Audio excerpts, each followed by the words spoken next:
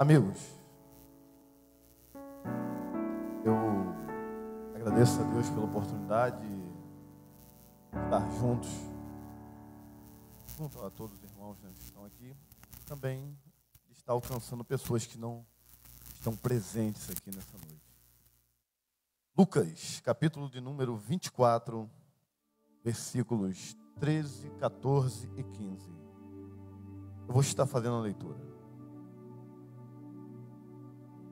E eis que no mesmo dia iam 2 discípulos para uma aldeia que distanciava de Jerusalém, cerca de 70 estádios, cujo nome era Emaús, e iam falando entre si de tudo aquilo que havia sucedido. E aconteceu que, indo eles e falando entre si e perguntando um ao outro, o mesmo Jesus se aproximou e ia junto com eles. Deixa eu ler o 16. Mas os olhos deles estavam como fechados, para que não o conhecessem. Amém.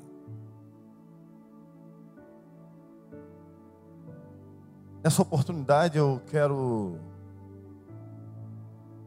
como já disse, junto com vocês, ter um momento de reflexão pequena, mas que eu acredito que vai abrir o nosso entendimento para algumas situações da nossa vida.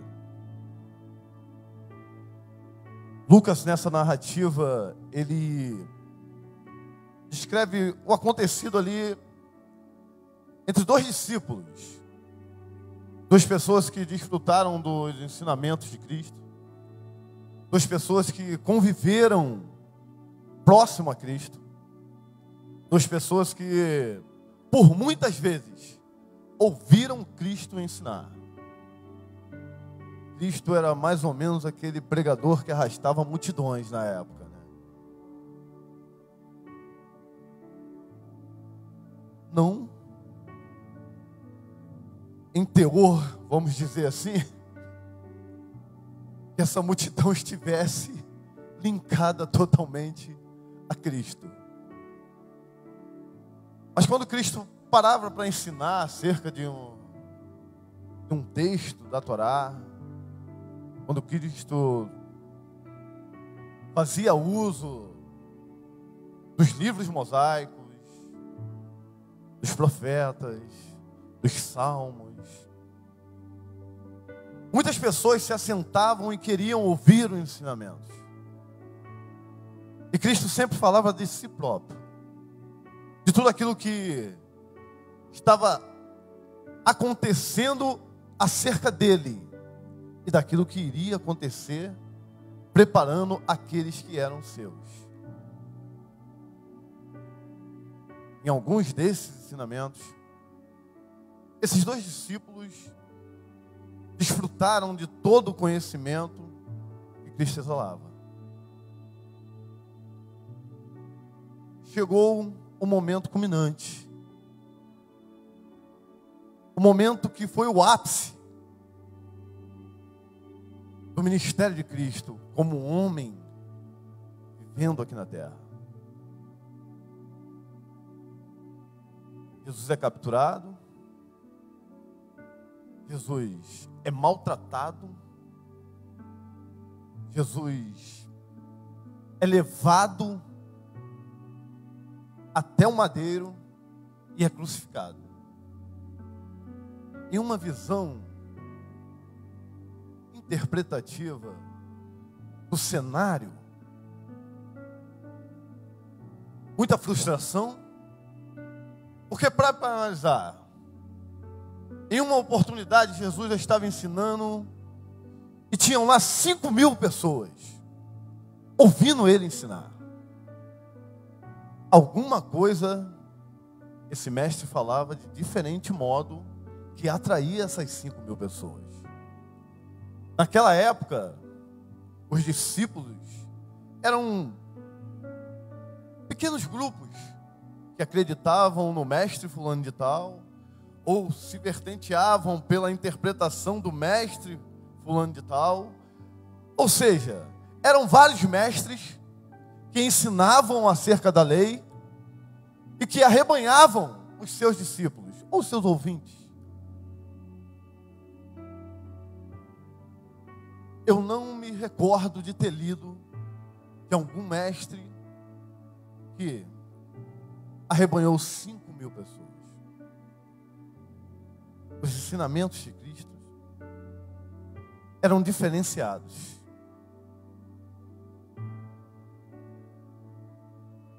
Em algum momento, esses 2 discípulos tomaram parte de tudo aquilo que Jesus ensinou acerca dele mesmo, falando que ele veio para cumprir uma missão e que ele sofreria tudo aquilo mesmo, mas que ao 3º dia ele ressurgiria. Os discípulos ouviram, absorveram as palavras, e quando as coisas acontecem, quando o cenário é de frustração, quando o cenário é de muita dor, imagina você ver uma pessoa sendo torturada. Talvez algumas pessoas tenham vivenciado isso. Eu particularmente já vivenciei. Não é muito bom. Imagina os sentimentos que são gerados dentro das pessoas. Ver todo aquele sofrimento.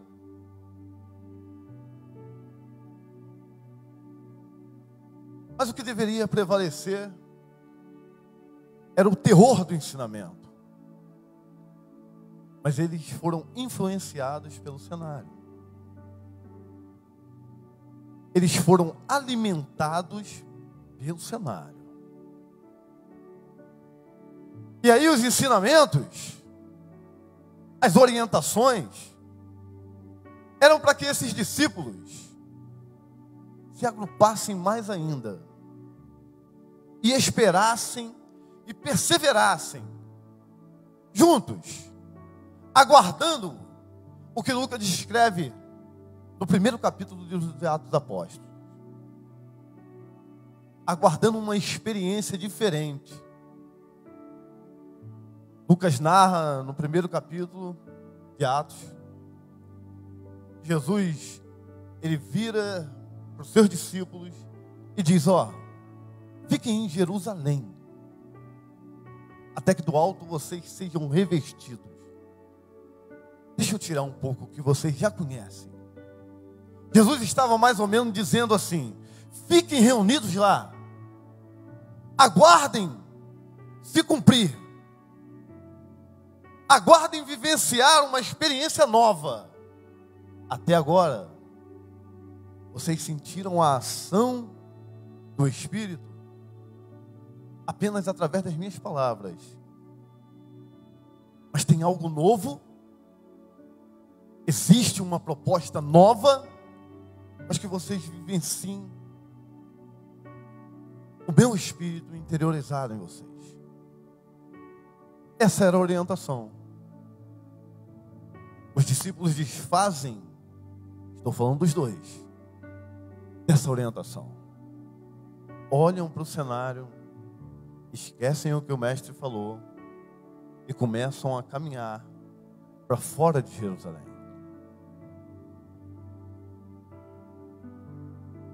O texto diz, uma compreensão judaica, 70 estádios, é mais ou menos 10 a 12 quilômetros.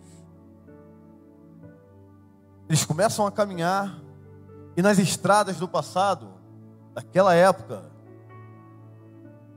era normal as pessoas cruzarem entre si quando estavam fazendo uma caminhada, estavam fazendo uma viagem para determinado lugar.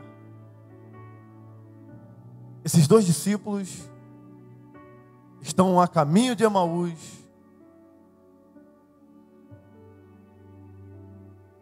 E a conversa que eles têm entre si não arremete àquilo que o mestre ensinou. O assunto que está prevalecendo não é acerca das promessas deixadas pelo mestre. O cenário está engolindo o interior daqueles dois discípulos. Eles olham para Jerusalém e não conseguem lembrar daquilo que o mestre disse antes de ser assunto aos céus. Eles não conseguem sequer mensurar essa nova experiência que estava dada a eles como promessa. Eles estão dominados pelo medo, pela frustração, por tudo aquilo que o cenário lá de Jerusalém, do momento da crucificação, lhes ofereceu. Aquilo que o cenário lhe propôs. Eles conversam entre si. Ele era profeta, deixou de ser Deus. A compreensão dos dois. Como é que fizeram tudo isso com ele? Esqueceram que ele se doou.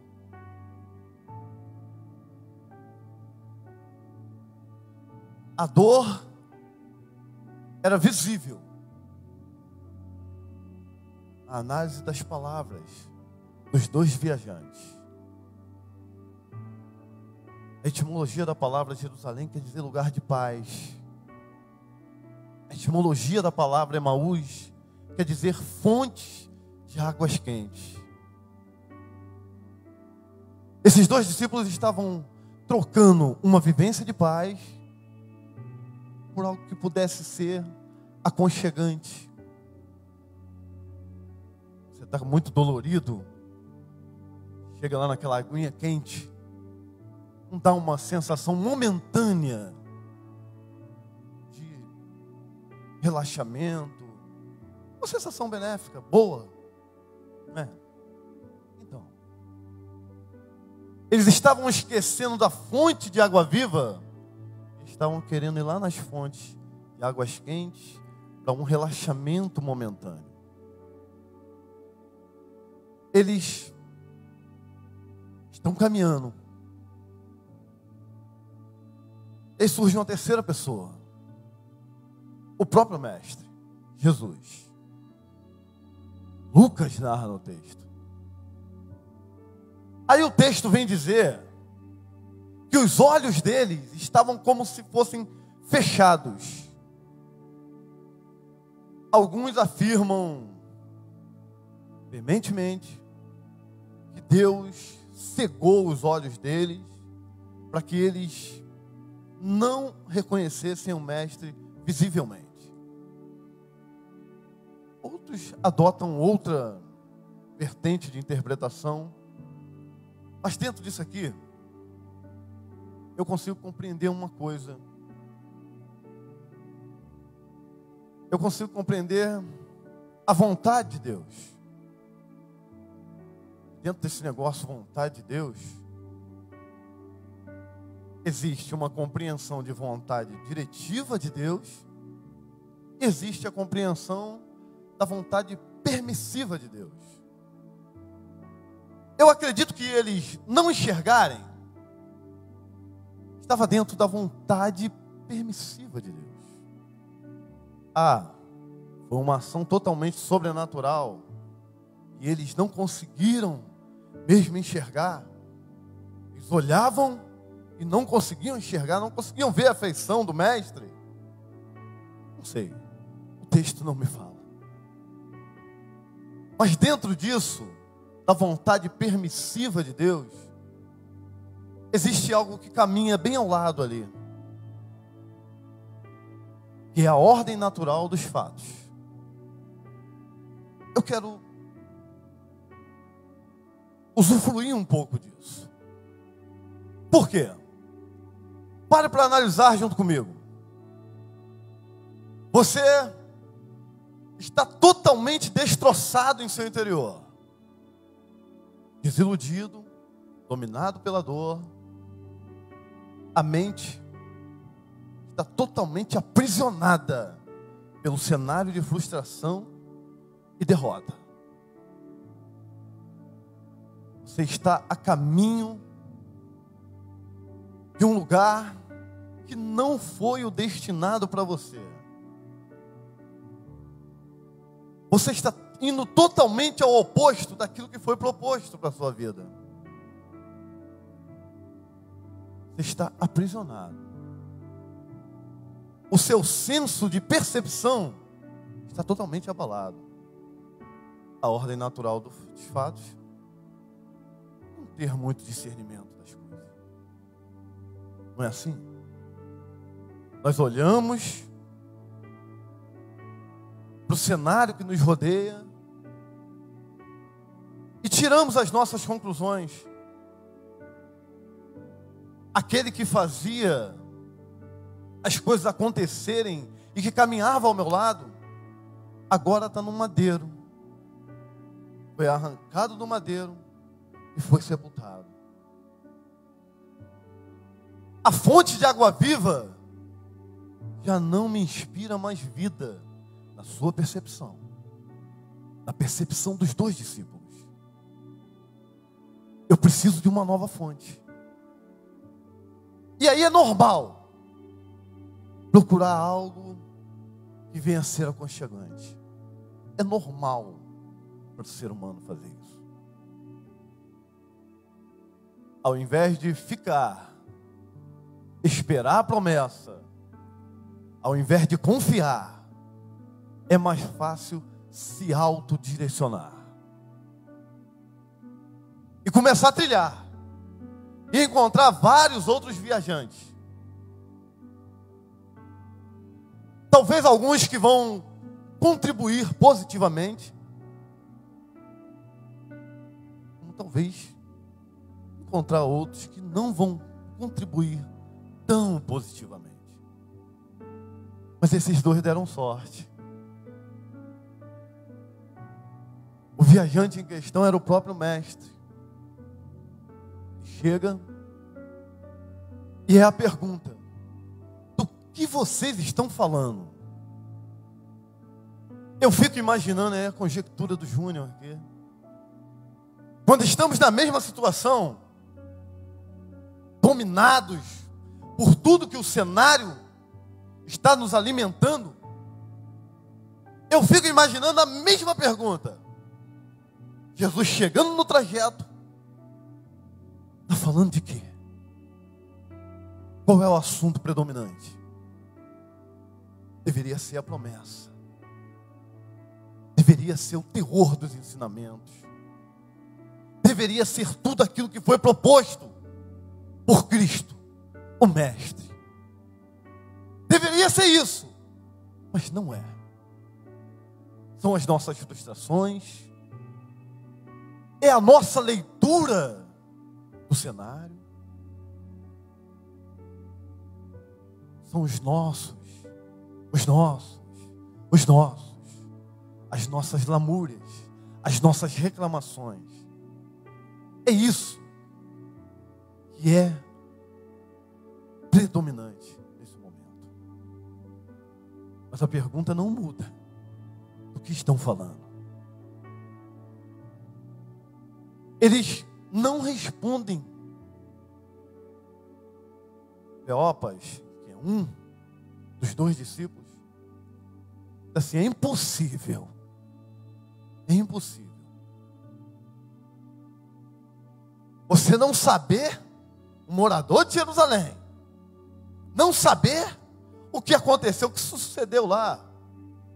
Você não viu o cenário não, cara? Está vendo o que está acontecendo? É impossível não saber. Impossível.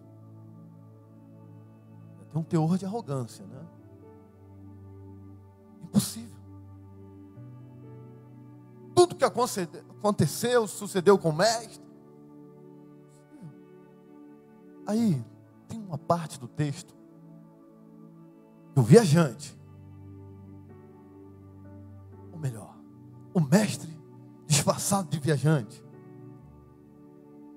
e vê: vocês não creram em nada que foi lhes ensinado acerca dos profetas, acerca da lei, acerca do que está em Salmos. É necessário que tudo isso aconteça.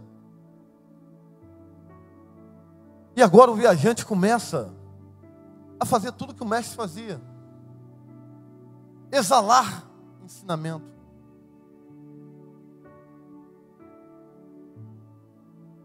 No meio disso tudo,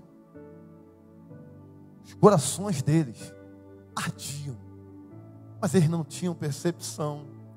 Eles estavam dominados pelo cenário. O coração ardia, mas eles não conseguiam enxergar quem era que estava falando com eles. É igualzinho. O cenário nos constrange, nos direcionamos para fora daquilo que nos foi proposto, escolhemos o nosso próprio destino e começamos a caminhar. Glória a Deus. E aí, no meio do caminho, o mestre sempre tende a nos alcançar. Se eu pudesse me apegar a um tema, eu me apegaria a esse: alcançados na ausência. Por quê? Porque eles estavam ausentes de tudo aquilo que foi proposto para eles. Foi proposto viver um momento de comunhão e esperar a promessa. Foi proposto estar junto e desfrutar da comunhão. Foi proposto desfrutar daquilo que o mestre já tinha ensinado. Eles estavam ausentes de tudo isso. O que foi proposto era viver algo não vivenciado ainda, para começar os primeiros passos da missão que lhes foi proposta. Era isso. Mas eles escolheram o contrário. Ordem natural dos fatos: escolhas, consequências. Estão caminhando, estão se distanciando, estão desfrutando de uma conversa edificadora, mas não estão percebendo que é o próprio mestre que está falando com eles. Chegando perto de Emaús, bem próximo, acredito eu que já tinham percorrido aí, se for levar em consideração, os 10 quilômetros, 9,5 quilômetros. Disparam, armam a tenda para poderem desfrutarem de um momento de descanso. Estava anoitecendo. E aí, o texto diz que o viajante, mestre, ele faz com que ele fosse ter um entendimento, que ele fosse prosseguir. E aí eles convidam ele: esteja conosco, desfrute da mesa.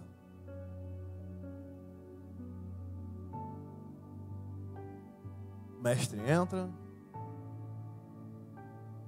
e o mestre não é um bom visitante nessa hora. Olhar humano.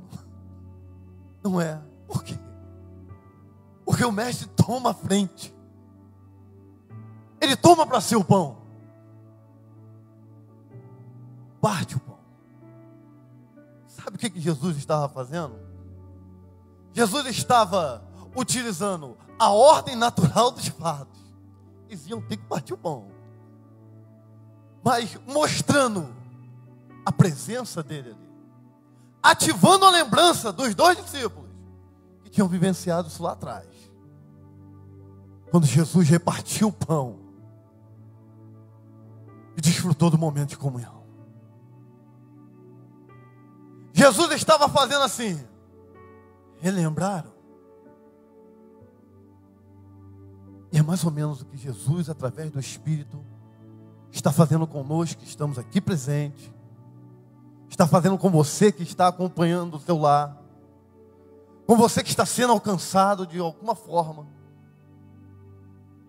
relembrando aquilo que já vivenciamos com Ele. Porque quem vai abrir os olhos são vocês. Eu só utilizo os meios, Jesus, para fazer com que você comece a enxergar de uma forma diferente. Nesse momento, no partir do pão, os discípulos olham um para o outro. Eu imagino. Ele fala, é ele. Sabe por quê? Deixa eu dar uma informação. Quando eles começaram a sair de Jerusalém e se destinaram a Emaús, já existiam os rumores da ressurreição. Mas eles estavam dominados pelo cenário de dor, de frustração. Já existiam os rumores. Pedro já tinha ido lá, a presença dos anjos no sepulcro, mas eles preferiram pegar as informações, deixarem de lado e se autodestinarem. Quando eles relembram do partir do pão com o mestre, e que eles abrem os olhos, eles olham um para o outro. Não ardia o seu coração? Ele veio falando junto com a gente, junto conosco. Não ardia o coração? Quando é que foi que palavras foram lançadas e o nosso coração ardeu? Era esse o diferencial. Era para nós percebermos que o mestre estava junto e que tudo que ele falou acerca da ressurreição se cumpriu. Mas eles preferiram viver a ausência daquilo que foi proposto. Mas a presença estava ali. A presença do mestre estava ali. O cenário era de dor, mas a presença do alívio estava ali. O cenário era de frustração e derrota, mas a presença da vitória estava ali. O cenário era de morte, e sucedeu realmente uma morte, mas a presença daquele que disse que tragada foi a morte pela vitória estava ali. O coração ardia, o corpo respondia aquilo que o espírito estava vivendo, mas a percepção estava abalada. Deixa eu te dizer uma coisa. Talvez a sua percepção esteja abalada, ou estava, melhor dizendo.